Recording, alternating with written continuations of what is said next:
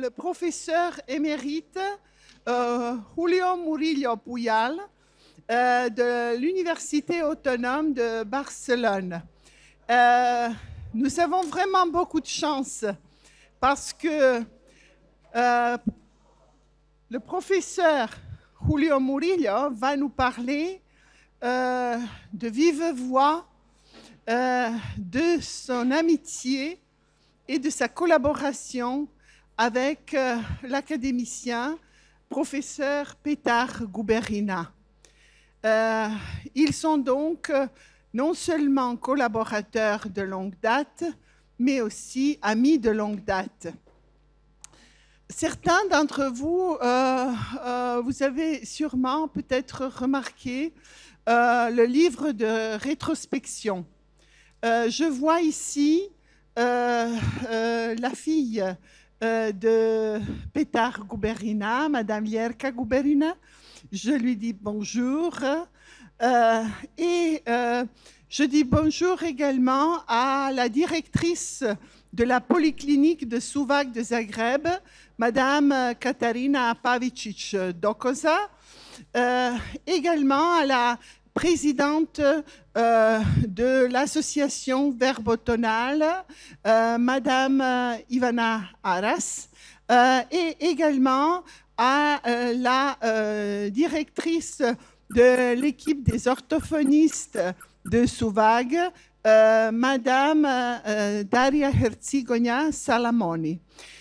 Nous remercions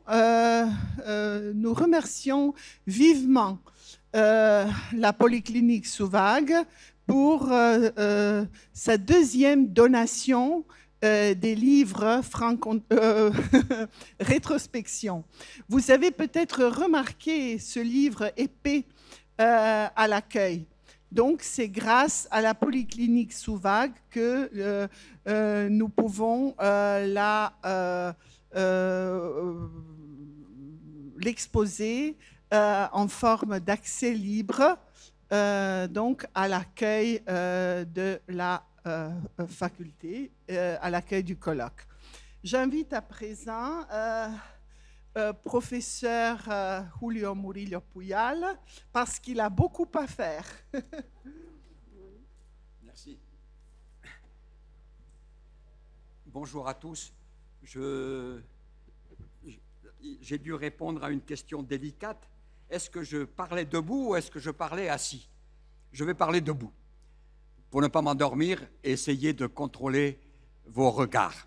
D'abord, je veux vous dire bonjour et remercier les organisateurs de m'avoir invité, mais je voudrais préciser d'emblée que ces remerciements vont bien sûr à l'amitié avec Bogdanka, à l'expérience que j'ai de collaborer avec l'université de Zagreb, mais aussi parce que, par les temps qui courent, arriver à faire que Franc Contraste résiste à un moment où il faut promouvoir les valeurs de la langue française, où justement la question qui était posée tout à l'heure sur la réduction de l'intérêt dans le monde pour la langue française, en réalité est un problème qui est beaucoup plus grave, je crois.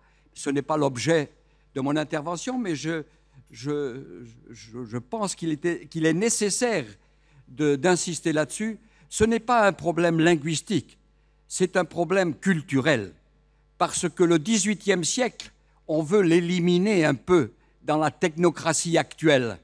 Et le XVIIIe siècle est fondamental pour la culture, non seulement pour la culture française, il va sans dire, mais pour la culture européenne et pour la culture mondiale.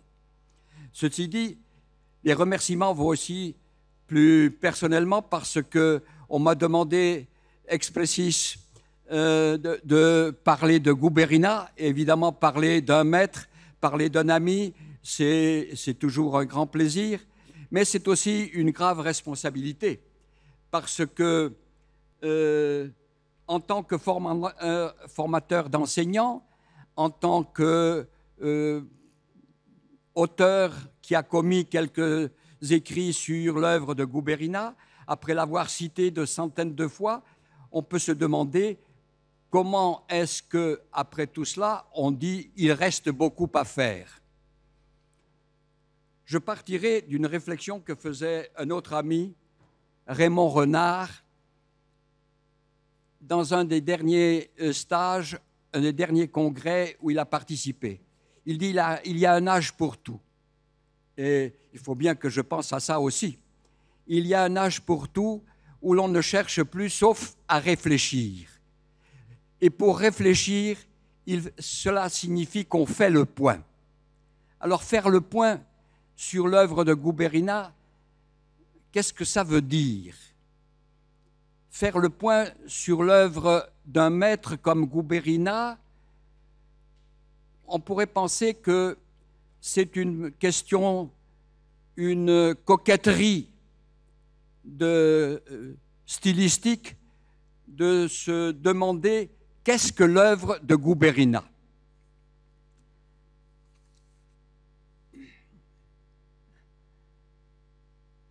C'est qu'on a un petit regard complice avec l'étudiante qui va passer les films. On peut penser que après 80 ans d'activité, 3/4 de siècle, peut-être pas tout à fait 80 ans, mais pas loin de 3/4 de siècle, l'œuvre de Guberina est connue. Et comment peut-on penser qu'il y a lieu de l'expliquer? Alors, je dirais que ce n'est pas, comme on a pu penser, une coquetterie stylistique. M'est venue à l'esprit une expérience assez extraordinaire. Alors qu'il me disait encore, vous, que nous n'étions pas encore amis, mais que c'était déjà un maître pour moi, je lui ai dit que c'était quand même extraordinaire. Gérald Antoine le citait dans sa monumentale étude sur la coordination en français. Il le citait alors que la thèse, Guberina avait 25 ans quand il a soutenu sa thèse. Eh bien, Gérald Antoine, qui est devenu un des pontes de la philologie en France, qui est devenu recteur de l'Université de Paris, etc., le citait in extenso le titre, mais après, il le citait 24 fois dans le tome 1 et 10 fois dans le tome 2, y compris dans les conclusions. Alors, j'expliquais ça au professeur Guberina, et il me dit cette phrase assez énorme, « Ce n'est pas parce qu'on est cité qu'on a été compris ». Évidemment, c'est gros comme jugement, n'est-ce pas? Surtout, il n'a pas cité Gérald Antoine. Mais il est évident que je n'ai pas mis beaucoup de temps à comprendre. Alors, si on n'a pas été compris, il faut peut-être l'expliquer. Et ce besoin d'explication, je l'ai senti encore davantage quand, à la dernière visite ici à Zagreb, chez lui, après une bonne heure et demie de conversation où j'essayais de lui extraire ses dernières orientations, sa philosophie, comme il disait, savoir ce qu'il pensait de choses assez énormes, comme l'utilisation du sonar pour analyser la parole. Il me dit d'un seul coup, avant de nous quitter, « Tu sais », là il me disait déjà « tu sais, vous n'êtes pas nombreux à m'avoir compris ». Évidemment, une parole comme ça, de prime abord, on dit bah, c'est une louange, c'est pas mal, hein, il a l'impression que je l'ai compris, mais la moindre probité intellectuelle fait qu'on se demande, est-ce que je l'ai compris? Qu'est-ce que ça veut dire, avoir compris Guberina? Qu'est-ce que comprendre l'œuvre de Guberina? Qu'est-ce que évaluer sa portée? Alors,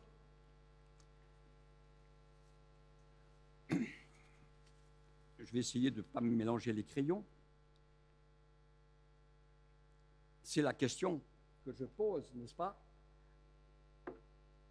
En quoi se traduit cette... après le titre que j'ai donné, comme j'ai expliqué dans le résumé, après le titre que j'ai donné à mon intervention, on pourrait penser que D'ailleurs, j'expliquerai un peu plus loin que la question n'est pas gratuite, que je considère que la verbotonale, que la linguistique appliquée, comme Guberina appelait aussi cette orientation, n'a pas atteint son objectif, qu'il y a encore beaucoup de choses à faire parce qu'on n'a pas fait tout ce qu'on aurait pu faire. Évidemment, ce n'est pas ce que je pense.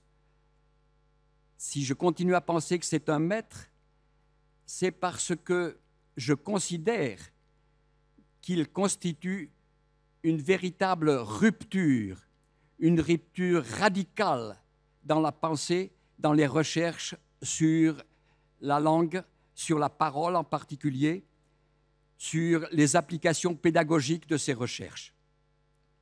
Mais évidemment, qu'on pense que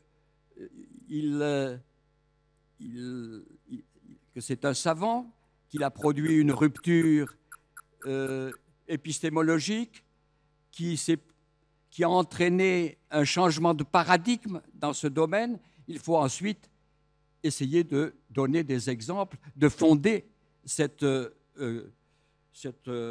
considération. Alors, je pense qu'on pourrait... Elle n'a pas compris qu'il faut changer la suivante. Je pense là, l'image 5. Ah, oui, c'est ça.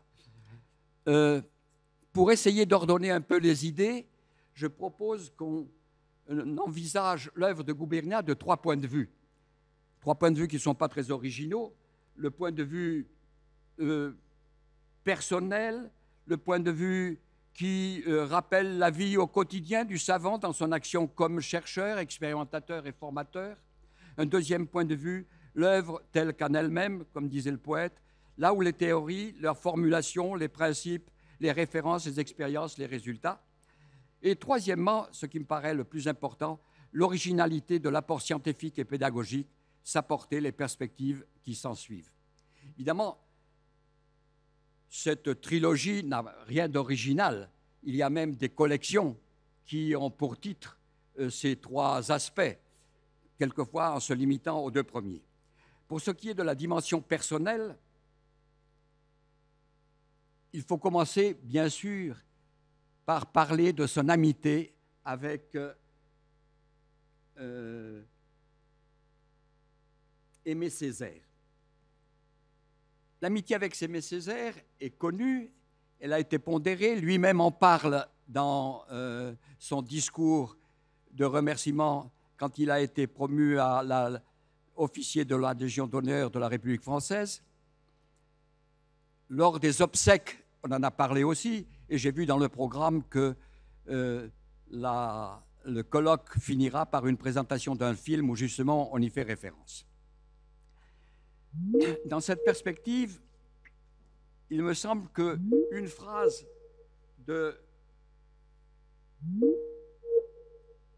d'un professeur de l'Université des Antilles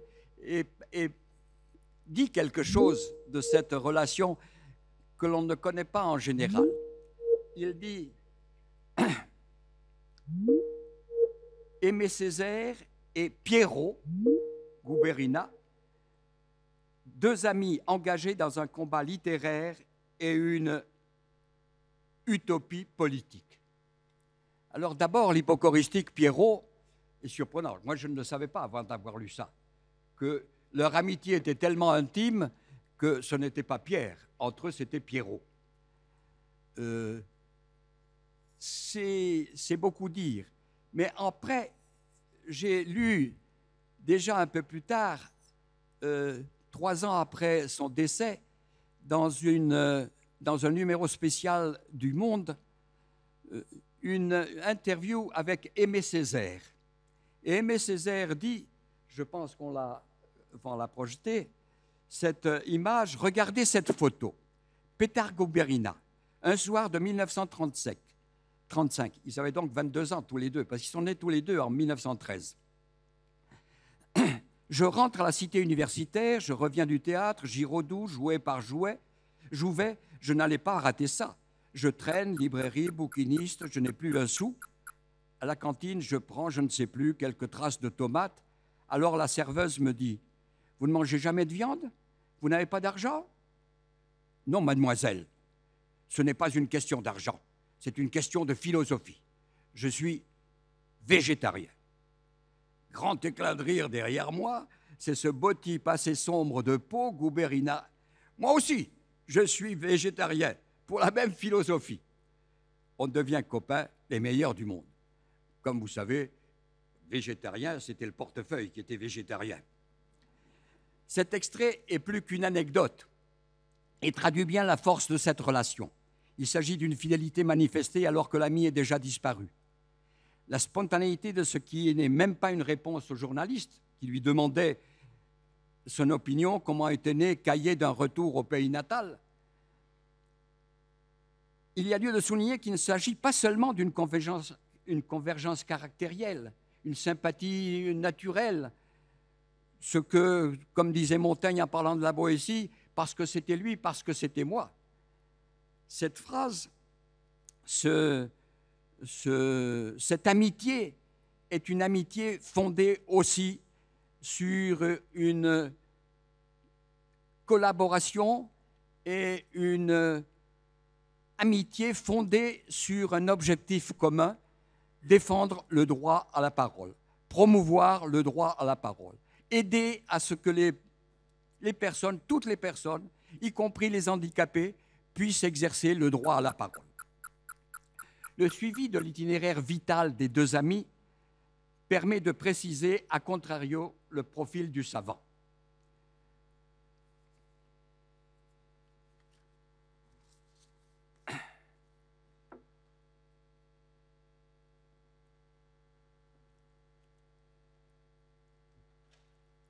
Le profil de Aimé Césaire est connu.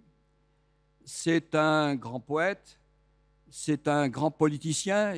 Il a eu des changements idéologiques quelquefois brutaux, mais au total, quand même, une plaque a été apposée en 2011 au Panthéon en honneur d'Aimé Césaire.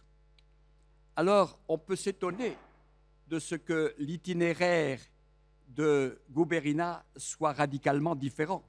En particulier, à un moment, il dit il abandonne totalement la politique, les réceptions diplomatiques, les réceptions dans la diplomatie me faisaient perdre beaucoup de temps.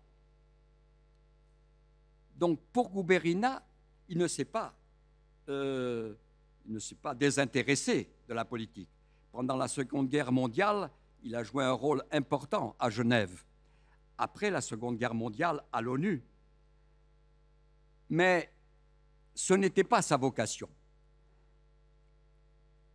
Et quand il était même à Genève, quand il parlait de son séjour à Genève, quand il m'a souvent parlé de son séjour à Genève, ça n'a jamais été pour parler de ses relations avec la résistance. Il ne m'a jamais parlé de ses actions clandestines. Mais par contre, ce qu'il a vraiment valorisé, toujours, c'est les rencontres, les contacts qu'il a pu avoir quand il était à Genève avec Bailly. Et avec Bailly, qu'il connaissait déjà depuis Paris, il a eu plus qu'une relation intellectuelle, à un certain moment même une complicité dans cette recherche, dans les préoccupations. Et on peut s'étonner de se dire comment se fait-il qu'une personne comme Aimé Césaire, préoccupée essentiellement par la politique, et une personne comme Pétare Guberina, intéressée par la recherche scientifique, par les applications au service du droit de l'homme, ont maintenu cette amitié.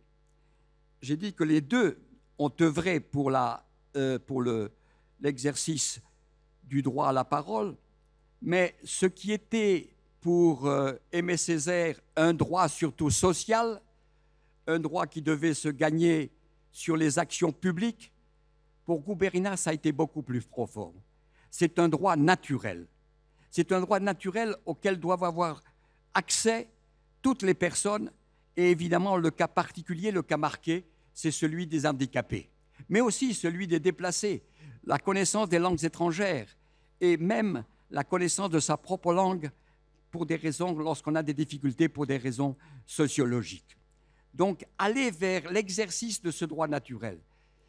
Donc, il fallait poser les questions que requiert cette réflexion, cette recherche sur l'application, sur le développement de ce droit naturel. Et dans cette perspective, le cours de linguistique générale, la formule qui conclut le cours de linguistique générale, même s'il est vrai que personne ne va discuter l'importance de Saussure, la formule qui conclut le cours de linguistique générale ne peut pas satisfaire. La formule qui conclut le cours de linguistique générale, la linguistique a pour unique objet la langue en elle-même, envisagée en elle-même et pour elle-même. Justement, pour Guberina, pour la linguistique de la parole, pour la méthode verbotonale, on ne peut pas s'enfermer dans la parole. On ne peut pas concevoir la parole sans l'être humain. On est tout à fait dans la même lignée que ce que dira Julia Kristeva. Dans le langage, on ne peut pas faire l'impasse sur l'être, sur le sujet. On ne peut pas faire l'impasse sur le sujet. Et la question fondamentale est là. Comment ne pas faire l'impasse sur le sujet? Comment ne pas circonscrire la recherche à la langue en tant que telle et pour elle-même? Ça a été toute la démarche de Guberina. En particulier sur la pathologie de la parole, mais je vais y revenir, cette conception de la pathologie de la parole, comme de la diachronie dont on a parlé tout à l'heure, est tout à fait différente on avait déjà parlé de la pathologie de la parole. Le propre Pierre, je citais par exemple Rousselot, mais aussi Zunburghet, avec qui ils allaient d'ailleurs au bois de Meudon faire des recherches. Mais ces recherches se limitaient, enfin c'était important, mais se circonscrivaient aux manifestations de la parole, à la parole en soi. De la même manière que les philologues s'intéressaient aux phénomènes que l'histoire de la philologie nous donne. Pour Guberina, la philologie était importante. On parlait tout à l'heure du lexique dalmate. Une des premières conversations que j'ai eues, et je ne l'ai pas noté, mais avec Guberina, justement, c'était sur le dernier locuteur de dalmate, n'est-ce pas, à l'île. Moi, je croyais que ça s'appelait l'île de Véliotte, parce que c'est ce qu'on nous avait appris à l'école. Il m'a expliqué que c'était l'actuel Kruk. Mais les phénomènes philologiques l'intéressaient. Il s'y est lui-même consacré, mais non en tant que tel. Comme la pathologie, c'était surtout dans leur valeur heuristique, dans leur valeur qui nous permet de connaître les relations qui s'établissent entre l'être communicant et la parole. Il n'y a pas de parole sans être communicant, il n'y a pas d'être communicant sans parole. J'avais 12 ans quand on m'a demandé dans quelle langue je pensais. Je ne m'étais jamais imaginé, moi, qu'on pensait dans une langue. À 12 ans, on pense si on pense, mais justement, il n'y a pas de pensée sans langue. C'est ça le problème qu'il fallait aborder. Comment se crée cette relation étroite, inhérente à la parole et inhérente à l'être humain? Voilà le grand problème. Sans s'adonner à des polémiques, j'y reviendrai un peu après, il est évident que cette perspective de recherche élimine d'emblée les réponses formalistes. Tout de même, il y a un corps de doctrine, parce que, évidemment, si on pense si j'ai essayé de rappeler rapidement la vie de Gubernia, j'ai sauté les aspects plus personnels, certains qui montrent que pour lui, le champ d'observation, c'était la vie continuelle, c'était la vie au jour le jour. mais il y a aussi quand même ce corps de doctrine. Je vais y passer rapidement. Je pense qu'on peut, pour être un peu... Évidemment, ça demanderait tout un colloque là-dessus, mais comme introduction à ce qui me semble le plus important, c'est-à-dire la portée de l'œuvre de Guberina dans la situation actuelle, et qui en fait, je crois, la pérennité, la prégnance et la pérennité, je disais dans le résumé que j'ai envoyé, pour introduire à cette prégnance, à cette pérennité, je pense qu'on peut quand même partir de deux grands blocs de réflexion. L'un qui a trait à l'objet sur lequel va réfléchir le savant, et l'autre aux moyens qu'il va se donner pour réfléchir sur cet objet. Premier, langue parlée et oralité. Langue parlée et oralité, vous me direz, le problème de la langue parlée est établi depuis Saussure. C'est une grande découverte. Il a insisté, développé, je ne vais pas m'étendre là-dessus, sur le fait même que le fait qu'on écrive d'une manière linéaire ne fait que reproduire l'axe du temps. Parce que si c'était la vision, elle n'aurait aucune raison d'être linéaire. Donc, l'introducteur de la glossématique en Espagne, Alarcos Llorac, de qui j'ai été l'assistant, a dit aussi, a renchéri sur cette proposition de Saussure et manifestait par exemple que les langues, c'est écrit dans un volume de la Pléiade là-dessus, les langues ont une manifestation normale et primaire qui est phonique. Donc, on pourrait penser de prime abord rien d'original chez Guberina. Mais justement, il ne parle pas d'oralité. Oralité, c'est-à-dire ce qui sort par la bouche, l'articulation, ce qui a donné pied à prétendre décrire les langues en prétendant faire en sorte qu'on puisse reproduire les sons de la langue en décrivant les procédés articulatoires. Ou Alarcos Llorac, disant les manifestations phoniques de la langue. Donc, il s'est intéressé surtout aux manifestations acoustiques. Mais les manifestations acoustiques ne rendent pas compte de ce que, justement, Guberina a posé. C'est la langue parlée. On a pu lire, et j'ai lu souvent que c'est la même chose, que l'on parle d'oralité, qu'on parle de manifestations phoniques ou qu'on parle de langue parlée. Pas du tout. La langue parlée mobilise l'entièreté, comme disait le philosophe, de la personne humaine. Et je ne vais pas rappeler tous les principes, mais en particulier la perception. Aujourd'hui, on parle beaucoup de perception. Les travaux de Merleau-Ponty semblent être remis sur le tapis actuellement. Mais quand il est dans le déroulement de l'action de Guberina, ce n'était pas quelque chose qui était évident. Justement, poser que la perception est centrale dans l'activité de parole, est centrale dans la langue parlée, est quand même un saut qualitatif énorme, un changement de paradigme dans la réflexion sur les langues. Je vais essayer de... Jusqu'à quelle heure j'ai ? Bon, c'est bien parce que je ne suis pas arrivé à la moitié encore. Si. Ah bon.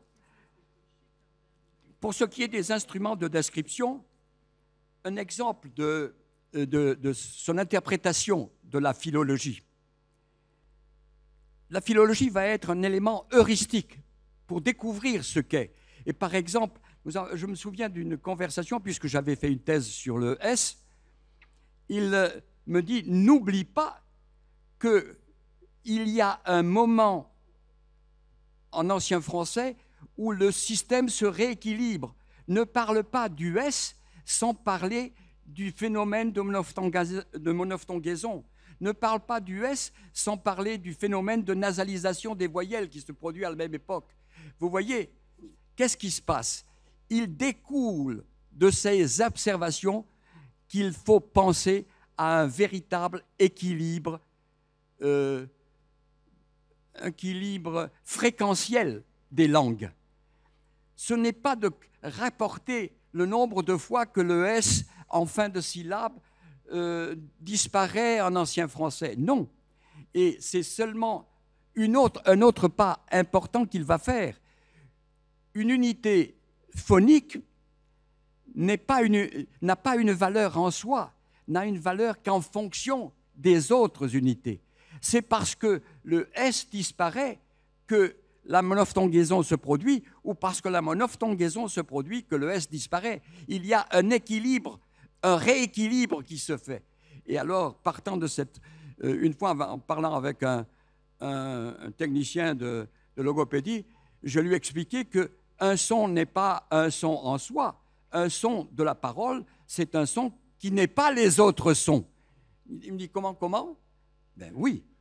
Et c'est seulement ça qui explique que, par exemple, les arabophones confondent B et P, que les hispanophones confondent I, U, ou les francophones confondent R et R, je pourrais raconter des anecdotes amusantes là-dessus, ou que les germanophones confondent V et F.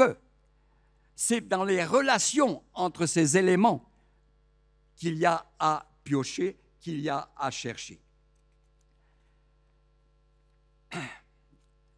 J'en arrive au terme de ces deux premiers volets qui voulaient d'une part montrer Guberina comme personne, comme chercheur, qui ne veut pas perdre de temps dans la diplomatie. Il a été gentil. Dans le privé, il a ajouté de la politique aussi. Mais enfin, il y a peut-être des politiciens dans la salle. Je ne veux pas... il n'a jamais été agressif, n'est-ce pas, Guberina. Le deuxième sur les moyens pour justement décrire cet objet, mais j'en arrive au troisième point qui me semble essentiel. Au risque de paraître paradoxal, je dirais que ce ne sont pas les résultats obtenus, que ce ne sont pas les moyens, les descriptions obtenues qui vont assurer la prégnance et la pérennité de l'œuvre de Guberina. Et m'a aidé pour cette réflexion une phrase de Claude Lévi-Strauss que j'ai citée dans le résumé que j'ai envoyé, mais il y a eu une faute dans le résumé. Claude Lévi-Strauss dit cette phrase énorme: « Le savant, ce n'est pas celui qui trouve les vraies réponses. » Jusque-là, on pensait ça. Le savant, c'est celui qui a trouvé les vraies réponses. Non, non, non, non. Le savant, c'est celui qui trouve les bonnes questions. Les bonnes questions. Et justement, l'œuvre de Guberina, si elle constitue réellement une rupture dans la réflexion sur les langues, dans les réflexions sur la parole, c'est parce qu'il pose les bonnes questions. Et il les pose dès sa thèse. Justement, j'ose le dire, parce qu'à un moment donné, d'ailleurs, plus tard, sans mettre le nom, mais il y faisait référence, Gérald Antoine critiquait Bailly, et dans le long chapitre contre Bailly, c'est là où il introduit les pages de réserve sur la thèse de Guberina. Il n'a pas compris que ce n'était pas d'un côté les valeurs logiques et de notre côté les valeurs stylistiques, ce que Guberina a étudié. Déjà dès sa thèse, à une époque où justement Bloomfield avait éliminé la sémantique de la linguistique parce qu'il disait que c'est trop vague, il n'y a pas de loi, c'est toujours contingent. Ou Maurice Gramont considérait que la phonétique n'avait plus rien à dire, qu'elle avait épuisé sa dimension diachronique et c'est fini. À une époque où déjà l'école de Prague commençait à... le travail de Trubetskoy n'était pas encore publié, mais déjà Paul Ivanov était sur la scène. Et justement, les tentatives, les tendances formalistes étaient déjà aussi contre ces trois orientations. Guberina, dès sa thèse doctorat et après durant toutes ses recherches, c'est sans polémique, parce que comme disait James Liu, il n'y a pas de temps à perdre dans les polémiques. Il y a quand même un texte que je citerai tout à l'heure où il où il s'en prend justement à Chomsky et à Saussure. Il pose que la question fondamentale, c'est la relation entre le sens et la forme, entre la sémantique et la manifestation phonique. Il n'y a pas d'un côté une chose et de l'autre côté. Et justement, l'affectivité, c'est là où il dira, et j'ai beaucoup aimé tout à l'heure que dans l'étude sur les poissons, si j'ai bien compris, on prenne en compte l'affectivité. C'était une phrase de Guberina. Même le choix des mots dépend de l'affectivité. Et donc, ça va être un des apports principaux de Guberina. Je pense qu'il y a quand même lieu de lire cet extrait de, voilà, celui-là. La théorie de l'information, les linguistiques structuralistes, 1950-1970, la statistique ont contribué à mieux faire connaître l'ossature structurale extérieure, c'est lui qui dit extérieur, et les modèles formalisés des langues. Mais ces systèmes structuraux n'étaient pas adaptés à l'étude de la communication langagière, ni du point de vue théorique, ni dans la perspective de l'enseignement des langues secondes. Et le maître de préciser, l'être communicant en est absent. Voilà le grand problème. Arriver à parler de la parole en prenant en compte l'être communicant. Ce n'est pas évident. Ce n'est pas évident parce que d'un côté, on va penser qu'on prend en compte l'être communicant quand on analyse la production acoustique. D'un autre côté, quand on analyse les mots, quand on analyse, et justement, c'est pour ça que j'ai beaucoup apprécié, en particulier qu'on parle de discours et non de la langue, n'est-ce pas?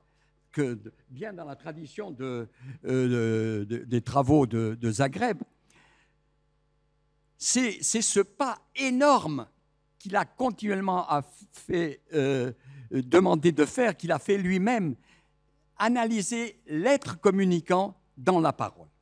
Analyser la parole comme exercice, comme dimension intrinsèque de l'être communicant. Dimension intrinsèque de l'être communicant. Un enregistrement n'est plus de la parole. La parole, c'est quand elle est en train de se faire. En ce sens, oui, je vais essayer en 5 minutes de dire ce qui me paraît le plus énorme dans l'héritage de Guberina. Je pars d'un exemple très élémentaire. Dans une de ses études, Jean-Luc Nespoulos trouve un personnage assez extraordinaire, je ne sais pas si les d'aucuns l'ont connu, M. Clermont, qui a un problème particulier, c'est qu'il élude la dimension grammaticale de la parole. Il élude, n'est-ce pas, c'est assez bizarre. Quand il lit les éléments grammaticaux, ou il n'en tient pas compte, ou il les remplace par un silence, c'est quand même un peu bizarre. Et ça a été, l'agrammatisme est un phénomène effectivement démontré en pathologie de la parole.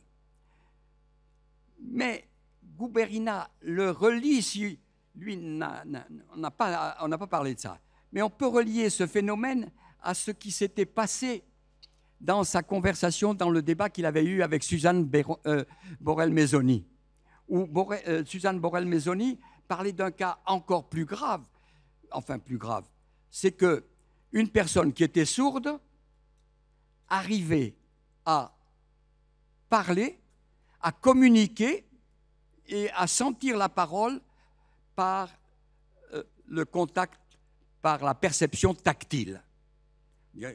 Comment? L'agrammatisme et la perception tactile, comment arrivez-vous à mettre ça ensemble? Eh bien, justement, une collègue de l'Université autonome, la docteure Roger Gauchola, a justement, nous avons eu de longs discours là-dessus, de longs débats, parce que je crois qu'elle a orienté, et actuellement, elle est en train de faire un travail énorme qui va certainement être publié prochainement, sur le rapport qu'il y a entre les les différentes manifestations de la parole, où l'être humain est réellement manifesté et intervient et ne peut pas être. Et en particulier, une des dimensions de l'activité de parole, c'est l'attention. L'attention. Et justement, dans ce cas de perception tactile et dans ce cas où la grammaire d'agrammatisme, on peut trouver un certain parallélisme, le problème de l'attention. L'attention devient un élément, et justement, chez Guberina, il se pose la question, le problème qui s'en dégage consiste en ceci. Possède-t-on, oui ou non, en dehors de la voix auriculaire, quelque autre voix qui sert d'intermédiaire à la création? Et Guberina, déjà, avait seulement l'intuition, mais déjà le problème est posé. Il existe, dit-il, tout un système dans la langue qui nous permet l'écoute discontinue. Voilà l'écoute discontinue. C'est ce que fait M. Clermont, l'écoute discontinue. En quoi consiste cette discontinuité? C'est le système grammatical. Voilà un élément révolutionnaire, une rupture totale dans l'histoire des études sur les langues. La grammaire n'est pas, il le dit lui-même, je vais le lire, les lois grammaticales ne disent pas seulement qu'il y a des conjugaisons dans la langue, mais surtout qu'une partie annonce la forme qui va suivre. Or, cette annonce nous aide à écouter la deuxième partie sous forme détendue. La grammaire est introduite dans la structuration rythmique de la parole. C'est là un saut qualitatif énorme, évidemment. Alors on comprend. Moi, j'ai enseigné comme tout le monde quand je commençais à l'Alliance française de Paris, à enseigner avec le mot G bleu, le présent du verbe être. Je parle, tu parles, elle parle. Et on disait à un hispanophone, est-ce que tu parles français? Non, parle pas français. Il omettait le pronom. Justement, omettre le pronom, ce n'est pas omettre le pronom, c'est ne pas avoir acquis le rythme de la langue française. Voilà un saut énorme. Et j'en arrive à cette conclusion. Avant la conclusion, justement, il y a un parallélisme qui peut être établi entre cette réflexion. Je vais tenir entre cette réflexion de Guberina sur laquelle avait achoppé la collègue Roger Gauchola. Et elle dit, mais en réalité, ce qu'on peut trouver, c'est qu'il y a un parallélisme énorme entre une nouvelle tendance dans la linguistique du XXe siècle. La linguistique du XXe siècle remet en cause, pas seulement depuis la linguistique de la parole, remet en cause à partir de la pragmatique et surtout à partir d'une nouvelle orientation de Seiler, le linguiste allemand Seiler, sur la linguistique opérationnelle. Face aux théories qui ne prennent pas en compte l'être communicant, la linguistique, on peut regretter, et je pense que si c'était connu, il y aurait eu certainement un parallélisme extraordinaire à élaborer. C'est dommage que eux, mais les disciples non plus, n'aient pas vu pour l'instant cette relation entre la linguistique opérationnelle et la linguistique de la parole. La linguistique opérationnelle, face à cette pétition de principe, ce n'est pas autre chose, qui dit « il existe un locuteur universel modèle » sur lequel je vais, à partir de ces structures fondamentales, trouver toutes les structures de différentes langues, ce qui est une pétition de principe. Je veux dire, on peut suivre cette pétition de principe, mais en tenant bien compte que c'est une pétition de principe. Seiler et son étude disent non. On va commencer par regarder fonctionner les langues. Les langues servent à quelque chose. Elles réalisent une fonction. Les langues sont un instrument opérationnel et donc ils distinguent un niveau universel, les fonctions, et un niveau qui est spécifique de chaque langue, les techniques pour réaliser cette fonction. Eh bien, on peut certainement trouver un parallélisme entre cette conception des langues au plan fonctionnel, opérationnel, et les ressources dont a l'individu. Et c'est là cette recherche, je crois, que Guberina a incité à faire continuellement, les ressources qu'a l'individu pour résoudre ces problèmes. Et donc, il va y avoir une dimension universelle, par exemple l'ouïe. L'ouïe, la capacité de l'ouïe est universelle. Mais après, chaque langue, et par exemple, nous avons pu déterminer à Oviedo, il y a une palette sonore, c'est-à-dire entre un seuil des graves et un seuil des aigus, selon les langues, une amplitude de la gamme fréquentielle qui varie selon les langues. Et alors, me disait Guberina, il faut appliquer les conséquences.